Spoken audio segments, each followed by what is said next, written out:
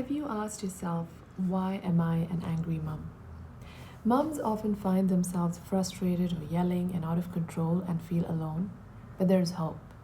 Most of our days, even mine, go something like this. They are loud, stimulating, demanding. I'm sure, like me, there are others who have never considered themselves as an angry person. Since embarking on motherhood, most of you may have come face to face with your temper. There are certain behaviors and circumstances that may give rise to your anger, and I'm sure many of you will be reluctant to express that anger largely because A, you don't want your kids to remember you as being mean and angry. B, having a mean and angry mom will cause emotional issues in children. And C, because it's really not fun to be in a bad mood. So here are some reasons that you may be experiencing mum rage and what you can do about it. Number one, you may be taking things personally. For some weird and irrational reason, we mothers tend to take disobedience as a personal insult. When we tell our children to do this, they go ahead and do that. And then we want to get offended at their disobedience. At times like this, I remind myself they're children and they actually want to please their parents, but they really don't know how. Unless you want to stay crazy all night and day, I would advise you to not take their behavior and tantrums personally. So here's a quick tip. When your anger rises after a particular situation and before you start yelling, pause for a minute and think about the root of your anger. Ask yourself, are you angry simply because they didn't do what you asked them to do? Then calm down and remember it's discipline, training, and consistency that brings about the results that you want, not their fear of your anger. Number two, you may not be adjusting your expectations. Yes, it's incredibly hard to know what to expect as mothers. You don't want to underestimate or overestimate your kids by expecting what they cannot deliver or not expecting what they should. Now, this is a work in progress that needs regular adjustments, but if you are expecting your 6-year-old to act like a 13-year-old, then you'll definitely get angry. So you need to realize that some expectation adjustments are necessary with your kids. Expectations definitely matter. Yes, I should expect obedience, but not 100% obedience. I can expect a good attitude from my kids, but not if I'm cranky all day. 3, you are empty, drained, and you need a recharge. Motherhood calls for a lot of sacrifice, but I personally think sanity is one thing we shouldn't have to sacrifice.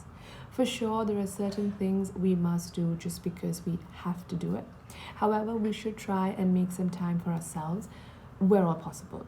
Now, if you are empty and have nothing to give, yet, still continue giving, then what you're giving is not a gift. Take some time off. Get your partner or another family member to watch the kids. It's okay to put them all to bed early and do something that helps you relax or recharge. If you can manage, get out of town over the weekend or hang out with your friends.